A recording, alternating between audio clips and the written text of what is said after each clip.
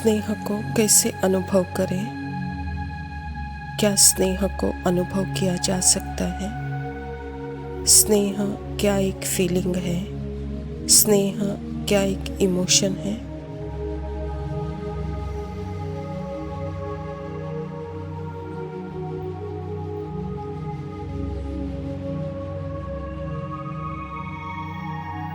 स्नेह दो प्रकार के अनुभव होते हैं। एक होता है कर्मेंद्रियों द्वारा अनुभव। यह महसूसता भी नहीं एक्चुअल में। यह क्या है? यह आप ही हो, जस्ट यू आर।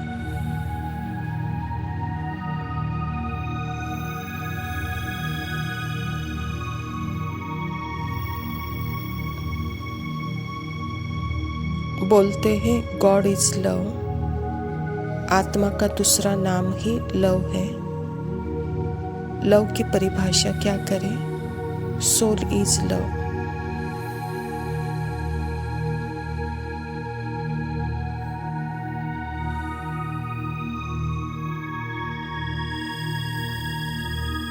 एक होता है कर्मेंद्रियों द्वारा अनुभव और एक होता है अति इंद्रिय अनुभव, कर्मेंद्रियों से परे का अनुभव।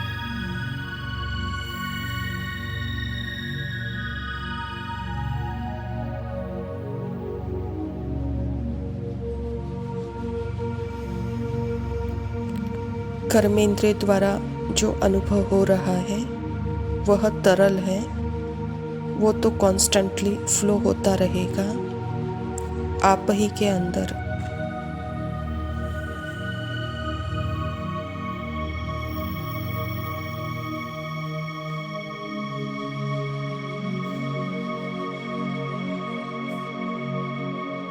आत्मा के अंदर अनेक अनुभव फ्लो हो रहे हैं, चेंज हो रहे हैं, फ्लो हो रहे हैं और आप में ही मर्ज भी हो रहे हैं।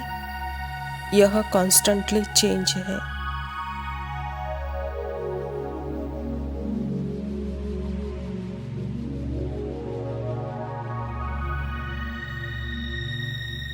अगर आपका घर अगर कर्मेंद्रियों से जो अनुभव हो रहा है उसमें बनाया तो क्या होगा बताएंगे?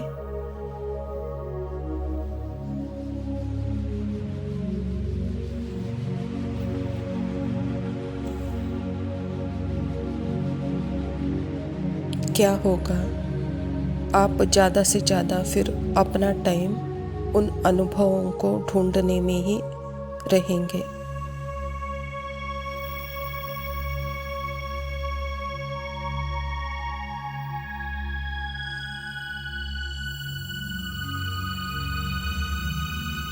थॉट्स द्वारा ढूंढेंगे, फीलिंग में ढूंढेंगे। प्यार की फीलिंग क्यों नहीं हो रही है? प्यार फील होना चाहिए मुझे, तो उसके लिए प्यार फील ही नहीं हो रहा है।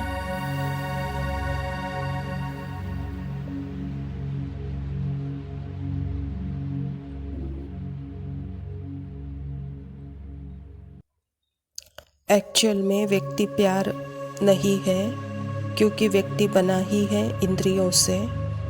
व्यक्ति बना ही है संकल्पों की, संस्कारों की एक्टिविटी से।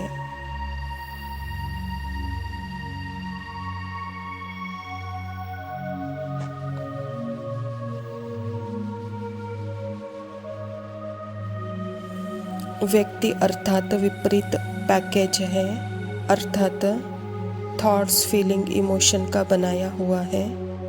वह प्यार क्या करेगा? वो तो है ही नहीं, तो करेगा भी नहीं।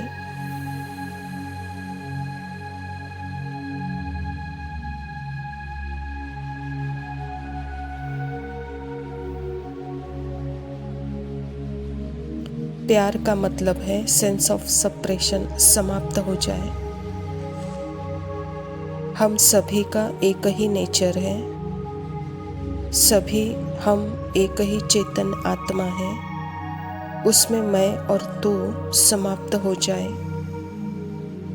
मेरी रियलिटी और आपकी रियलिटी एक ही है।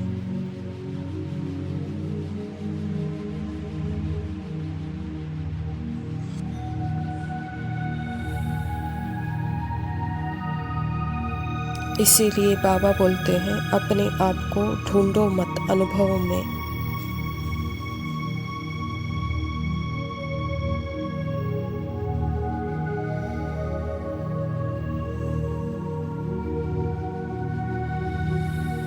अति इंद्रिय मतलब सदैव है, इंटरनल शाश्वत मीन्स हमेशा है, अभी है।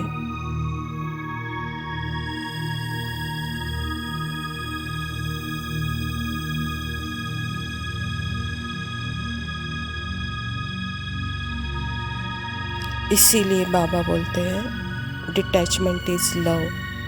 जब तक डिटैचमेंट नहीं है प्यार हो नहीं सकता।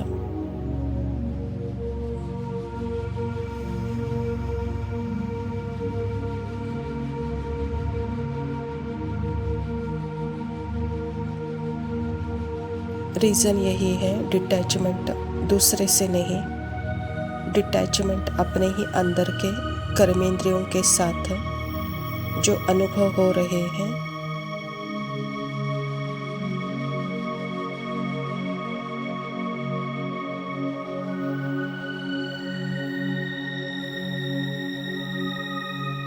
एक तो इंद्रियों से डिटैचमेंट और इंद्रियों के द्वारा जो अनुभव हो रहे हैं, संकल्प, फीलिंग, इमोशंस, उनसे डिटैचमेंट।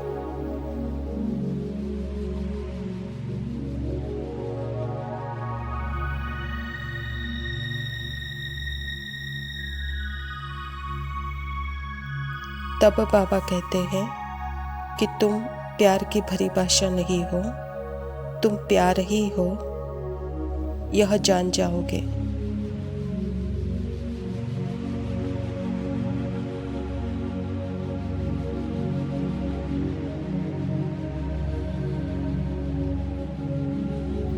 हमारे माइंड के अनुभव सबके अलग अलग हैं, पर हमारा जो स्व का अनुभव है सबका एक ही है।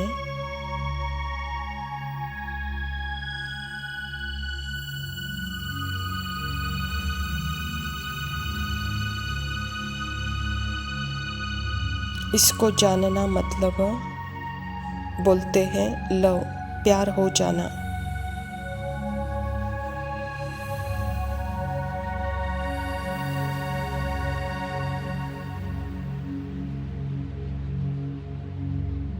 जब मैं आपको देख रही हूँ, आपसे मिल रही हूँ, यहाँ आप और मैं की भाषा बोल रहे हैं, पर मुझे क्या लगेगा, मैं अपने आप से मिल रही हूँ।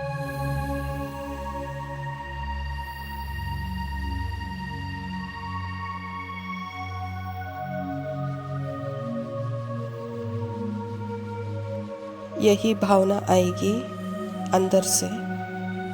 सारा एक समान अनुभव है यहाँ।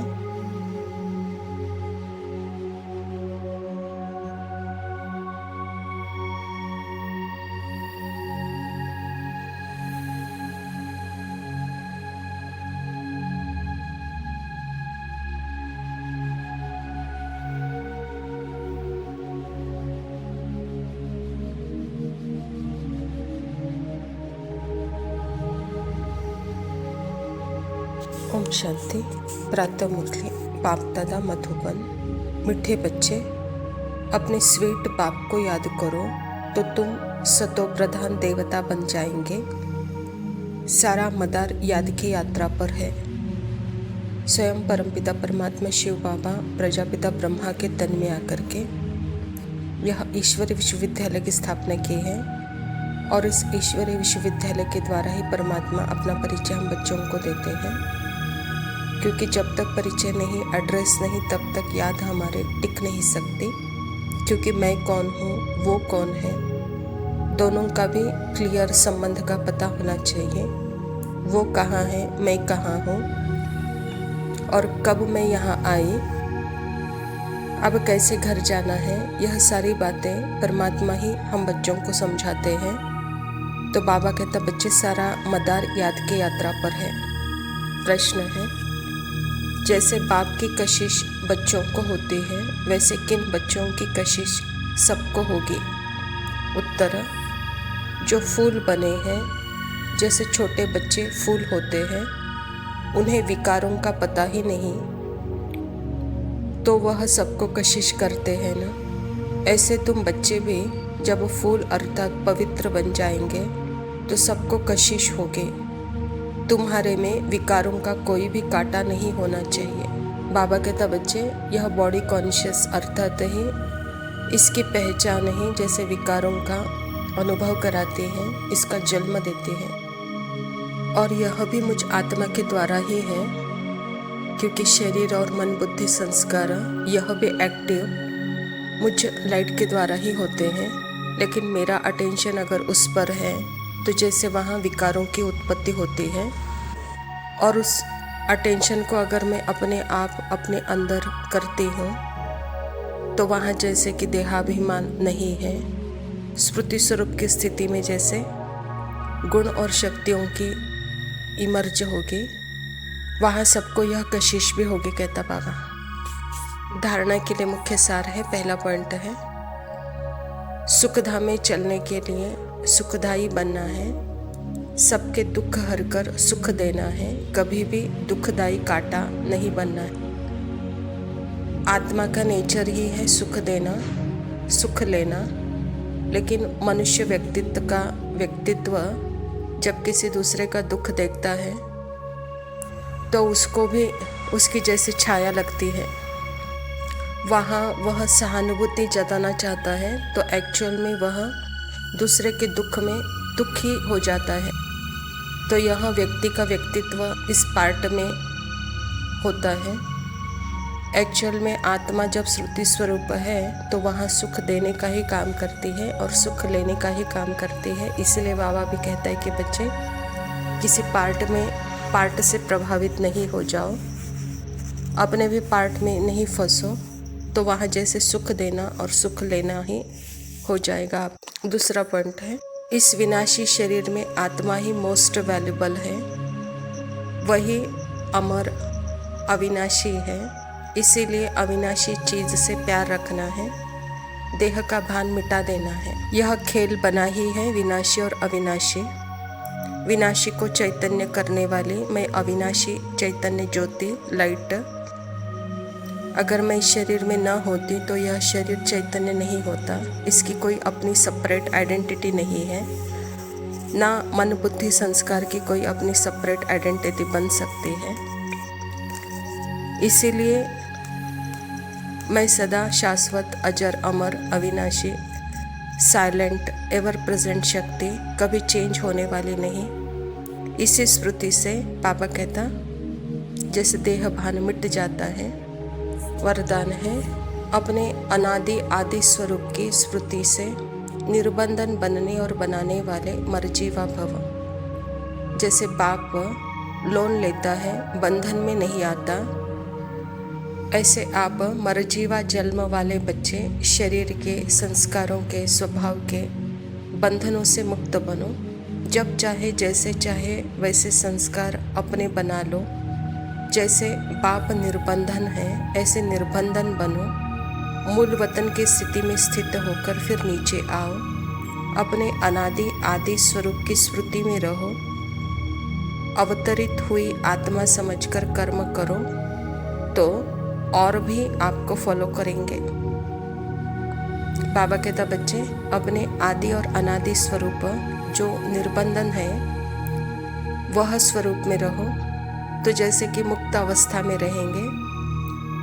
और जब यहाँ आते हो तो अवतरित आत्मा हो, इस स्वरूप में यहाँ आकर अपने स्वरूप में स्थित होकर कर्म करो तो आपको और फॉलो करेंगे, कहता बाबा। स्लोगन है, याद की वृत्ति से वायुमंडल को पावरफुल बनाना, यही मनसा सेवा है। अच्छा मीठे मीठे सिकिलदे बच्चों प्रति माता पिता बाप दादा का याद प्यार और गुड मॉर्निंग। रूहानी बाप की रूहानी बच्चों को नमस्ते। हम रूहानी बच्चों की रूहानी माता पिता बाप दादा को याद प्यार और नमस्ते। लव यू बाबा, शुक्रिया, ओम शांति।